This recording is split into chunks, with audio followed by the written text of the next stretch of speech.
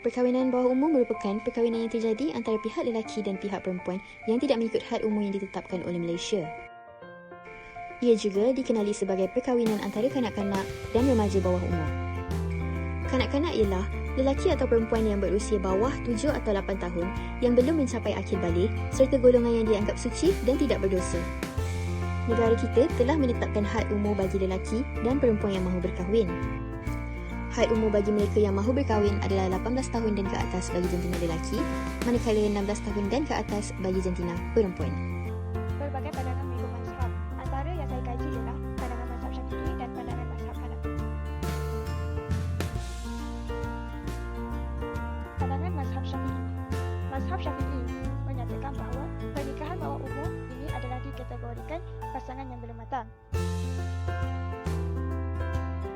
Pandangan mazhab Syafi'i menyatakan bahawa kesihatan dari segi mental dan fizikal amat dititik beratkan. Perkahwinan perempuan yang belum datang haid atau berumur 15 tahun adalah sah dari segi pandangan agama. Pandangan mengikut mazhab Hanafi pula. Mazhab Hanafi juga berpendapat bahawa perkahwinan bawah umur itu dibenarkan. Perkahwinan sebelum akhir balik, kedua-duanya wajib diwakil-walikan oleh bapanya atau walinya yang terdekat seperti atuknya. Jika mereka diwalikan selain daripada bapa mereka berhak memilih sama ada mahu teruskan atau batalkan perkahwinan tersebut selepas balik. Terdapat beberapa pendapat barat yang dikenal pasti. Sama ada pendapat itu menyokong dan yang ditegah berdasarkan isu kahwin bawah umur. Antaranya pendapat UNICEF yang ditegah. Yang kedua adalah pendapat Hinduisme yang menyokong. Bagi pendapat UNICEF, isu kahwin bawah umur di kalangan kanak-kanak yang tidak cukup ramatang adalah sangat ditegah. Ia kerana perkahwinan bawah umur boleh mendatangkan banyak isu permasalahan dan termasuk dalam pelanggaran hak asasi manusia yang mendasar. Pendapat yang kedua iaitu pendapat Hinduisme dapat memanipulasikan bahawa mereka lebih merasakan bahawa kahwin muda atau kahwin awal ini sangat dititik beratkan pada pandangan mereka. Hal ini dapat dikaitkan dengan budaya Hinduisme yang mana mereka lebih menyukai dunia keseronokan tanpa membuat persiapan yang lebih tepat untuk mendapatkan sesuatu perkara. Hal ini juga banyak dilakukan oleh masyarakat di luar sana yang terlalu bersifat cintakan keseronokan dunia sehingga alpa untuk mencari satu sudut yang lebih berguna untuk kehidupan mereka sekarang. Sudut positif. Kesan positif yang pertama ialah mengelakkan diri daripada terjebak dalam kemaksiatan.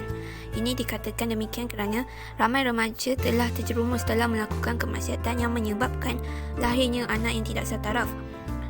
Oleh itu, isu kahwin bawah umur ini menjadikan remaja itu lebih matang dan mengelakkan diri dan hubungan daripada terjerumus dalam melakukan perkara-perkara yang tidak elok. Pandangan dari sudut negatif. Menurut anggaran global yang dikeluarkan oleh UNICEF Malaysia, terdapat 12 juta kanak-kanak perempuan telah berkahwin setiap tahun. Mereka tidak cukup matang untuk berfikir dan menjalankan tanggungjawab sebagai ibu bapa. Ada juga yang dipaksa oleh ibu bapa demi menyelesaikan hutang dengan seseorang dan mengahwinkan anak perempuannya dengan lelaki yang lebih tua. Berdasarkan graf di bawah, seramai 968 orang bukan Islam yang berkahwin di bawah umur. Hal ini bermaksud yang bukan pengambil Islam lebih cenderung untuk berkahwin di bawah umur. Menurut statistik yang dikaji pada 2017, seramai 384 orang etnik Cina telah berkahwin di bawah umur. Diikuti dengan etnik Sarawak iaitu seramai 268 orang, 122 orang etnik India. Graf menunjukkan peratusan kes perkahwinan bawah umur yang beragama Islam di Malaysia. Berdasarkan kajian yang saya lakukan terhadap graf mengikut artikel Amino World, secara keseluruhannya graf menunjukkan pada tahun 2017 bilangan kes ialah seramai 1,845 orang kanak-kanak.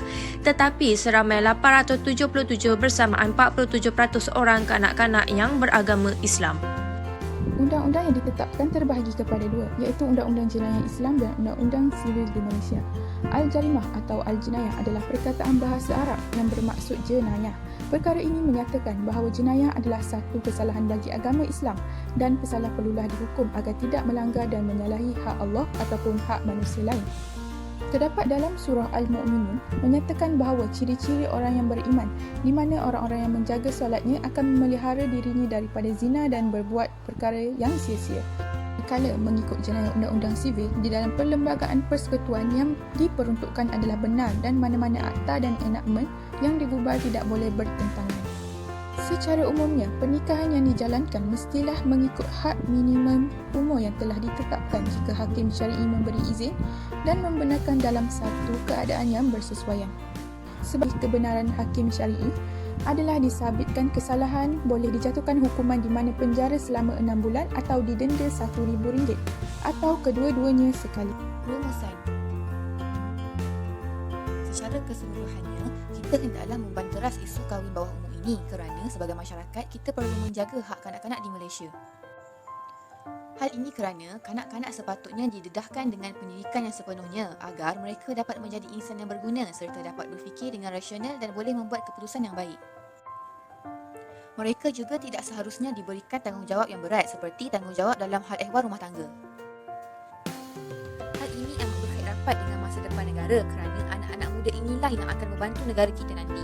Jika kita tidak menghalang isu perkahwinan bawah umur ini daripada berlaku, negara kita akan terjejas dan mereka tidak akan menjadi seorang yang berpendidikan dan berpengetahuan serta negara kita tidak akan dipimpin oleh pemimpin yang hebat.